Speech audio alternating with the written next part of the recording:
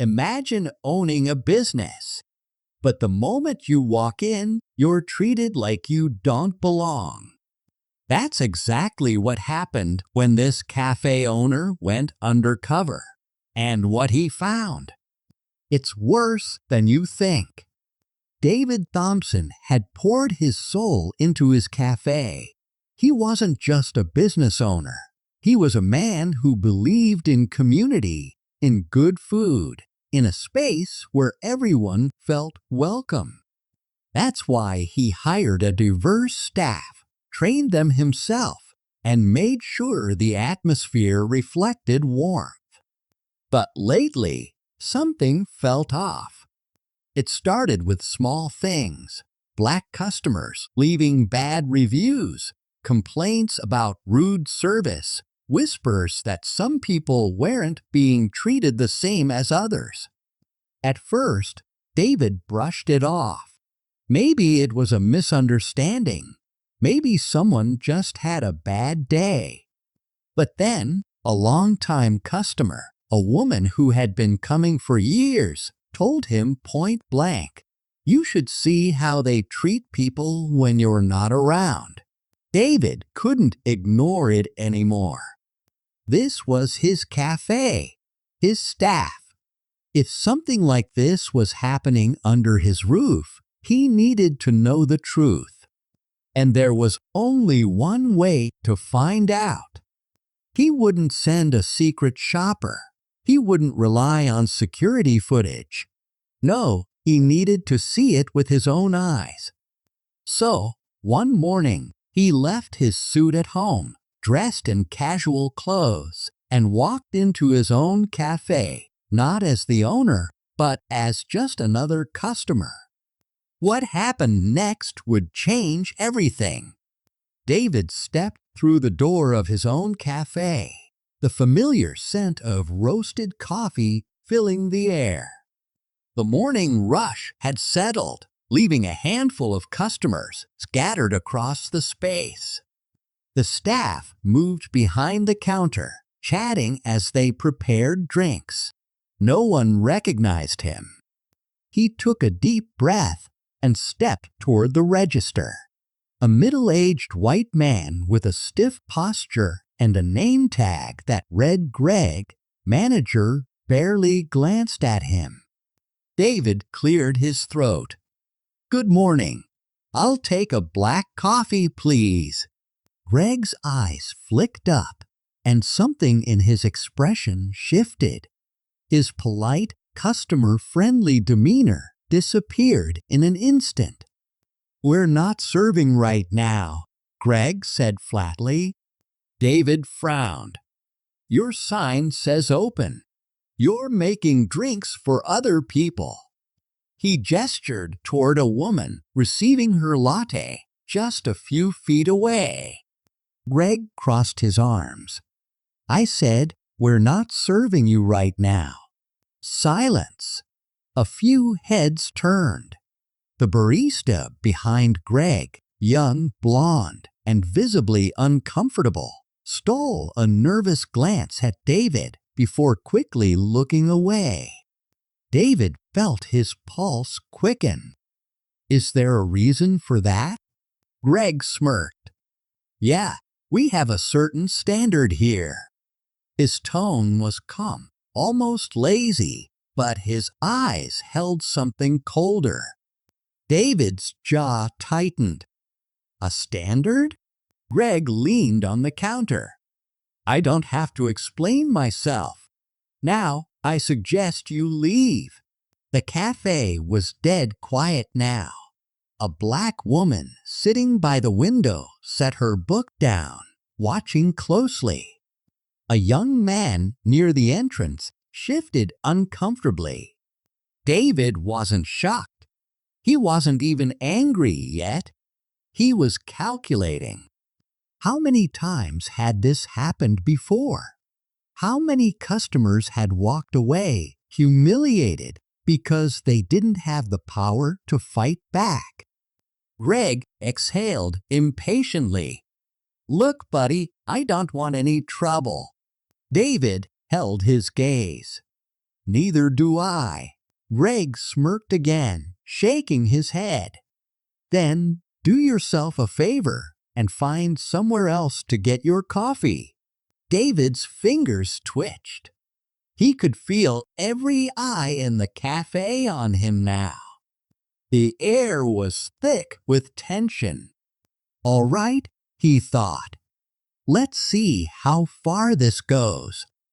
He wasn't leaving. And Greg? He had no idea who he was messing with. David stood his ground. He wasn't leaving. Not this time. Greg, still leaning on the counter, let out an exaggerated sigh. Sir, I already told you. We're not serving you. Don't make a scene. David glanced around. The tension in the cafe was thick. A few customers awkwardly sipped their drinks, pretending not to notice. But some weren't pretending. The black woman by the window had put her book away completely.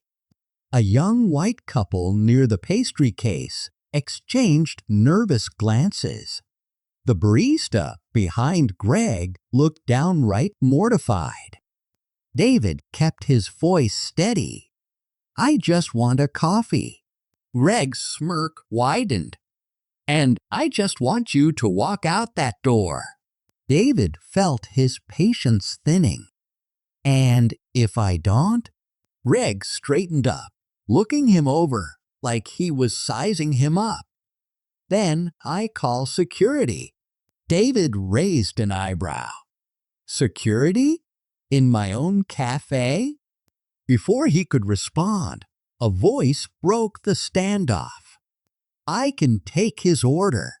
It was the young barista, Sarah. She stepped forward hesitantly, avoiding Greg's glare. It's just coffee. I don't see the problem. Greg turned on her. Did I ask for your opinion? Sarah flinched, but didn't back down. I just think it's unfair. Unfair? Greg scoffed. You have no idea how things work. David saw it clearly now. This wasn't just about him. This was bigger. If Greg was this comfortable being racist in the open, what had he been doing behind the scenes? How many employees had been too afraid to speak up? How many customers had just walked away, choosing to avoid confrontation rather than fight? Greg turned back to David, his face hardening. Last warning. You leave now, or I'll have you removed. The cafe was so silent, David could hear the hum of the espresso machine. The black woman by the window shook her head and muttered, Unbelievable! David took a deep breath, his heartbeat steady. He had seen enough. He pulled his phone from his pocket, holding it up. Greg's face twisted in irritation. What are you doing? David tapped the screen. Recording. Greg blinked. David's voice remained calm, but his words were sharp. I want you to repeat exactly what you just said. Loud enough for the camera. A ripple of awareness spread through the cafe. Sarah swallowed hard. The young couple near the pastries suddenly looked very interested. Even the customers who had tried to ignore the situation were now watching intently. Greg's confidence wavered. Oh, come on. Don't play the victim. David didn't flinch. Say it again. Greg's jaw clenched. He looked around, suddenly aware of the growing attention. His grip on control was slipping. And for the first time, he looked nervous. Greg's face twitched. His smirk was gone. His confidence cracking. David held his phone steady, waiting. Say it again, Greg. Tell me why you refuse to serve me. The entire cafe was watching now. Customers had stopped pretending to be busy. Even the baristas behind the counter were frozen in place. The young woman, Sarah, glanced between Greg and David, her hands nervously gripping a rag she had been using to wipe the counter. Greg scoffed. I don't have to explain anything to you. David's voice was calm but firm. Actually, you do, because in the owner of this cafe. Silence.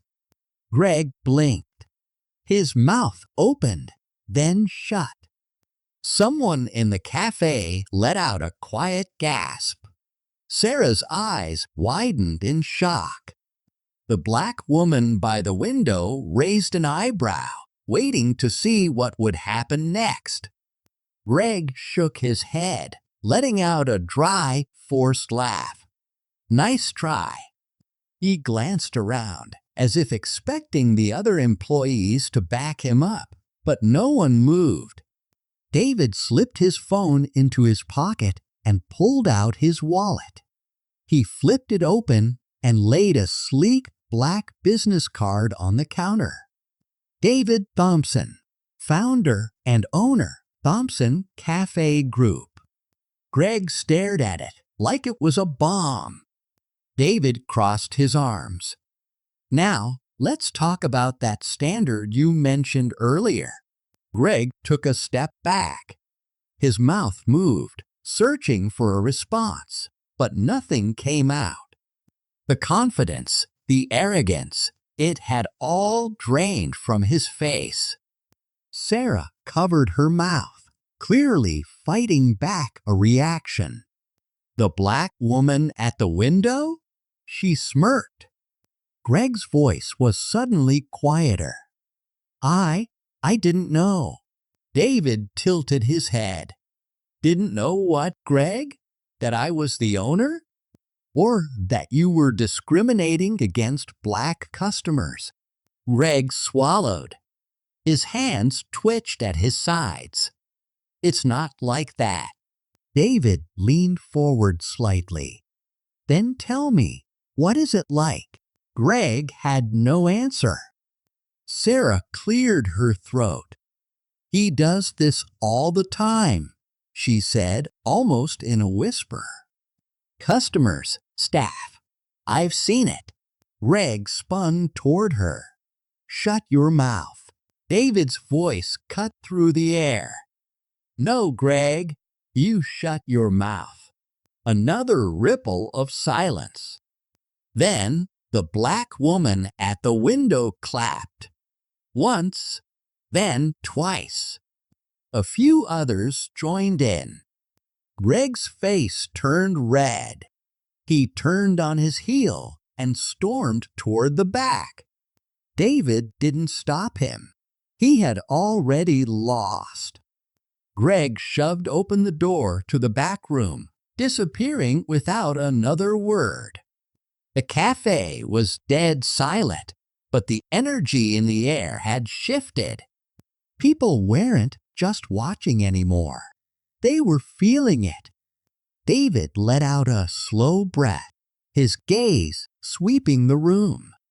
The weight of what had just happened pressed on everyone. Then a voice broke through.